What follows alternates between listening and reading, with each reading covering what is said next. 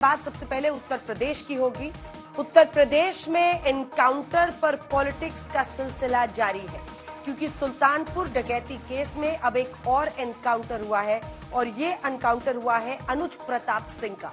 अब इस पर सियासत कैसे हो रही है वो ये देखिए।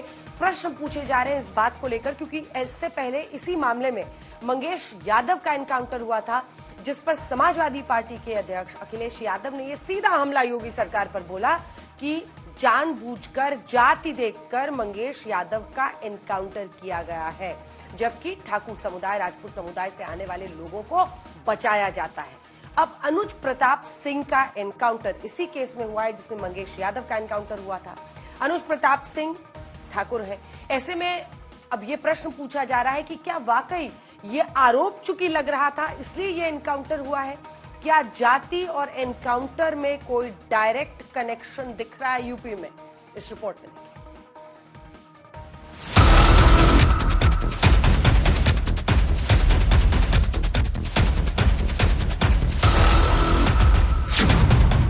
अनुज प्रताप सिंह के एनकाउंटर का सच क्या? उन्नाव में एक मुठभेड़ में अनुज प्रताप सिंह नाम के एक अपराधी को मार गिराया। अब इस पर सपा मुखिया श्री अखिलेश यादव जी का कोई ट्वीट नहीं आया, ना कोई रिएक्शन आया। हो सकता है उनकी जाति का नहीं होगा।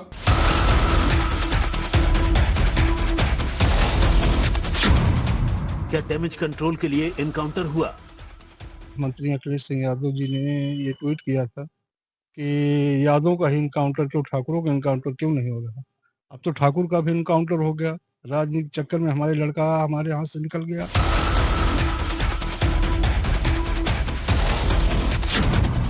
एनकाउंटर में जाति वाला एंगल आखिर क्या है? कोई ऐसा व्यक्ति नहीं है जो न जानता हो कि भारतीय जनता पार्टी की सरकार में झूठे एनकाउंटर हो रहे हैं, हत्या की जा रही है।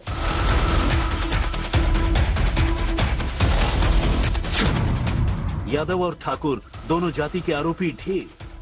माफिया गिड़गड़ा रहे हैं, कह रहे हुजूर एक बार जान बख्श दो बस।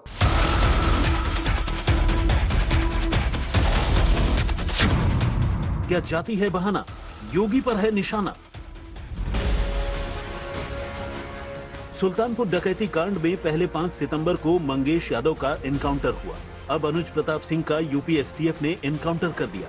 पहले मंगेश यादव एनकाउंटर पर सवाल उठाते हुए अखिलेश यादव ने इसे कत्ल करार दिया। अब अनुज प्रताप सिंह के एनकाउंटर पर सियासी बवंडर खड़ा हो गया। पहले आरोप लगे कि यूपी पुलिस ने मंगेश की जाति देखकर एनकाउंटर किया।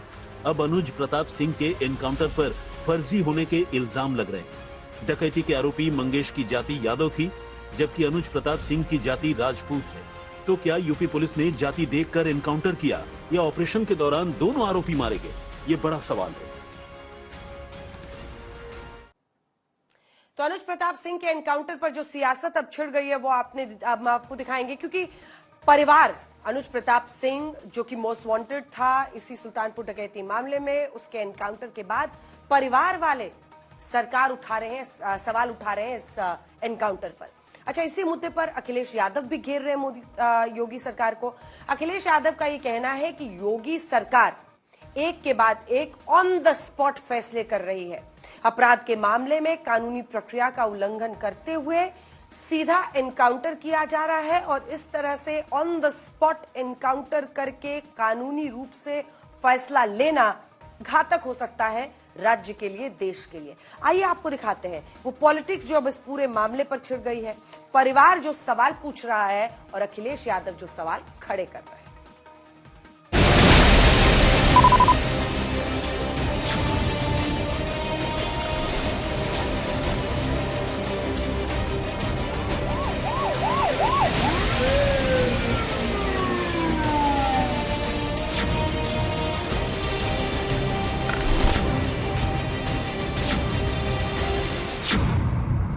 नाम अनुज प्रताप सिंह, आरोप डकैती, इनाम 1 लाख रुपए।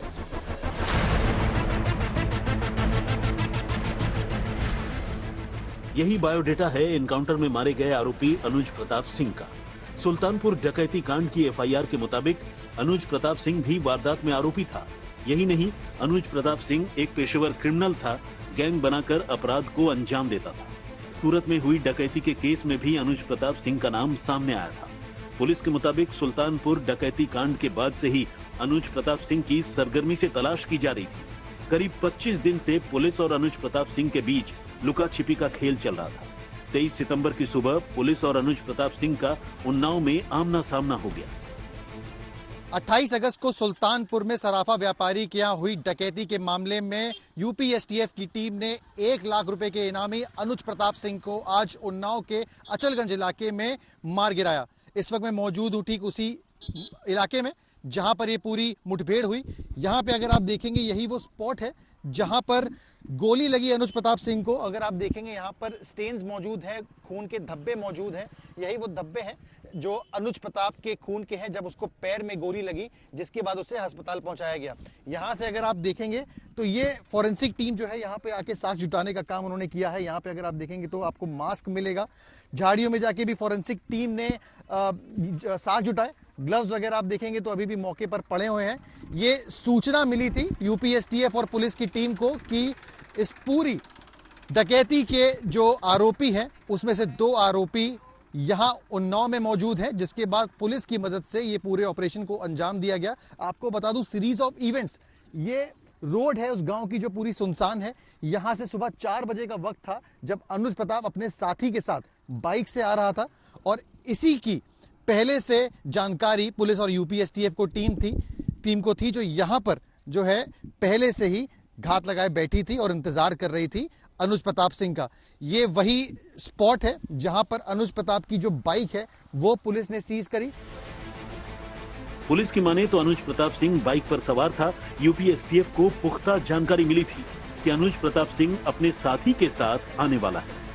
पुलिस ने मौके से बिना नंबर की बाइक बरामद की है, जबकि अनुज प्रताप सिंह का एक गुर्गा अंधेरे का फायदा उठाकर भागने में कामयाब रहा। मौजूद है उन्नाव के अचलगंज थाने में, जहां पर उस बाइक को लाया गया है जिसकी अनुज प्रताप सिंह और उसका साथी इस्तेमाल कर रहे थे जब यूपी एसटीएफ के साथ उनकी सुबह मुठभेड़ हुई। पीछे अगर आप ये देखेंगे थाने में इस बाइक को लाया गया है। पैशन प्रो ये बाइक है, क्योंकि जब दुर्घटना हुई बाइक भी गिरी, जिसकी वजह से आप ये देखेंगे यहाँ पे जो इसकी प्लास्टिक बॉडी है ये पूरी टूटी हुई है, यहाँ से पूरा निकला हुआ है। एक जो सबसे इंपॉर्टेंट चीज कि इस बाइक पर भी नंबर प्लेट नहीं है। आगे यार अगर आप देखेंगे तो नंबर प्लेट ही नहीं लगी है। पीछे अगर इसकी आप देखेंगे जहां पर अमूमन नंबर लिखा होता है, पीछे भी इसकी नंबर प्लेट जो है वो खाली है। यहाँ पे अगर आप देखेंगे ना कोई नंबर है ना कोई गाड़ी का डिटेल्स है।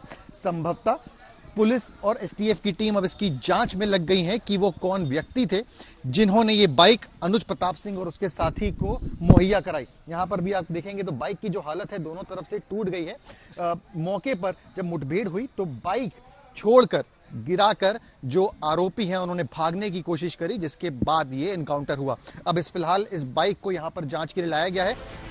अनुज प्रताप सिंह एनकाउंटर में ढेर हो गया। इस दौरान आरोपी की तरफ से की गई फायरिंग में एक गोली एसटीएफ टीम में शामिल रमेश कुमार शुक्ला को भी लगी। हालांकि बुलेट प्रूफ जैकेट होने की वजह से वो बाल बच गया। जब ये पूरा ऑपरेशन हुआ आपके भी सुनने में आया गोली लगी। बुलेट प्रूफ आपने जैकेट पहनी थी, कहाँ गोली लगी? सामने लगी थी, सामने से। कहाँ सामने? यहाँ छाती पे? छाती से थोड़ी सी नीचे। आपने बुलेट प्रूफ जैकेट पहनी? जी, बुलेट प्रूफ जैकेट पहनी। तकरीबन कितने बजे का समय रहा होगा और कितने लोग रहे होंगे जिनसे मुठभेड़? करीब 3:30 के बाद का ही समय था और एक्चुअल समय तो उस समय 3:30 के बाद का ही समय था। अंधेरा था? जी अंधेरा था। तो उस वक्त जब गोली लगी आपने बुलेट प्रूफ जैकेट पहन रखी थी, आपको क्या एहसास हुआ या क्या उस वक्त महसूस हुआ? आपको उस वक्त क्या लगा? अब उस समय बुलेट का प्रेशर इतना दबाव ज़्यादा रहता है, जैसे हम लोगों को ट्रेनिंग में बताया गया है कि बुलेट का प्रेशर दबाव रहता है। भले मैं बुलेट प्रूफ जैकेट पहना था लेकिन बुलेट के प्रेशर से हल्का चोट और वो दबाव तो मुझे लगा नहीं। आपको थोड़ा दबाव लगा? जो 2 लोग बाइक से आ रहे थे उसमें जब मुठभेड़ होती है तो क्या सामने से आ रहे थे या कुछ जो आप डिटेल्स बता पाए ऑपरेशन की वो बता दें। सामने से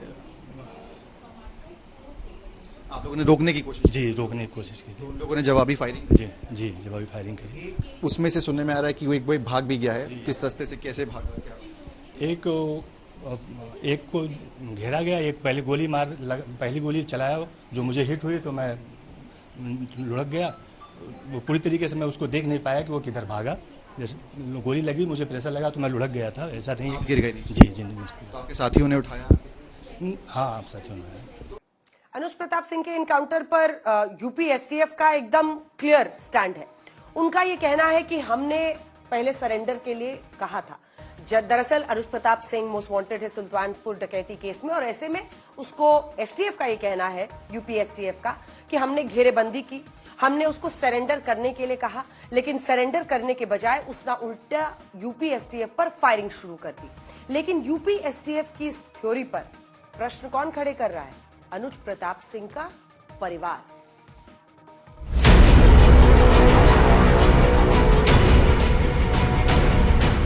पहले मंगेश यादव के घर वालों ने एनकाउंटर पर सवाल उठाए।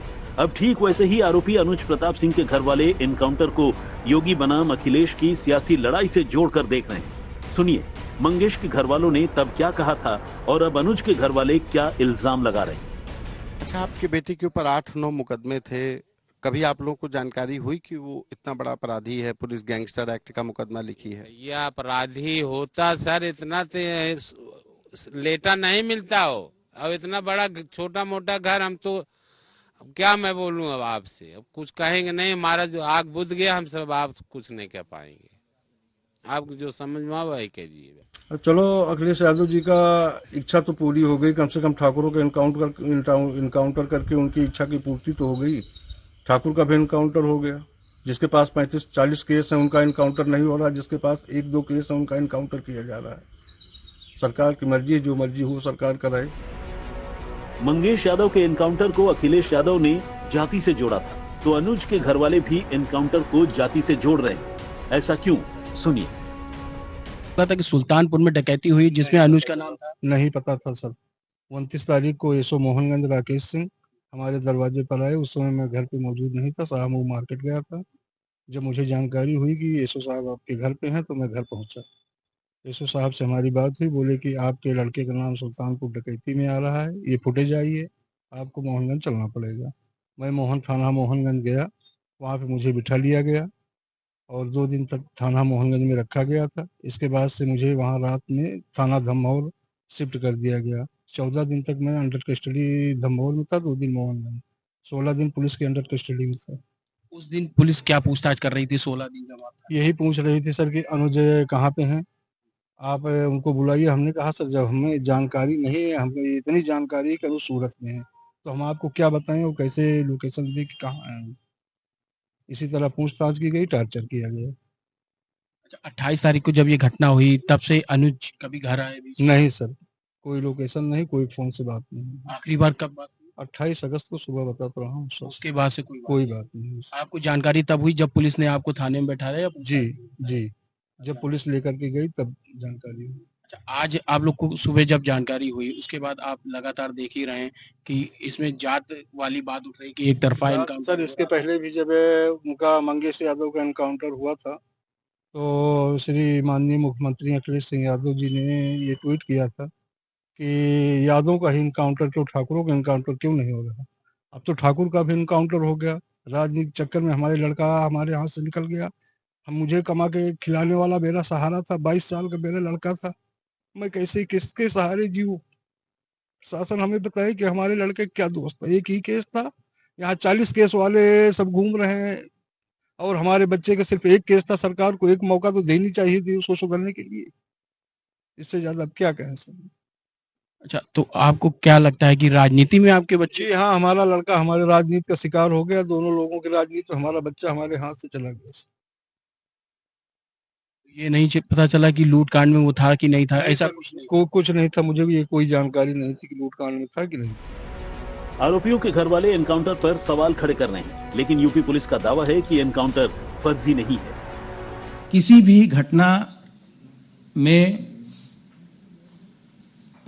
पुलिस का प्रथम उद्देश्य घटना को अनावरित करने का है और अपराधियों को या जिन व्यक्तियों ने उस घटना को कारित किया है उसको पकड़ने का है।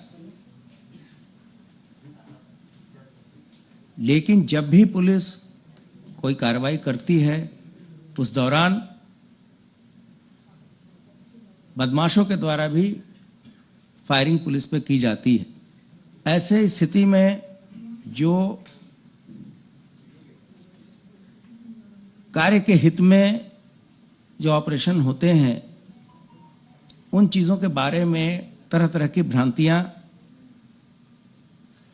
लोगों के द्वारा फैलाई जाती हैं। समय समय पे इस मुख्यालय के द्वारा स्पष्ट किया जाता रहा है कि जितने भी पुलिस ऑपरेशंस होते हैं उसमें जो माननीय सर्वोच्च न्यायालय के निर्देश हैं एक PUCL गाइडलाइंस के रूप में, उसका 100% अनुपालन कराया जाता है।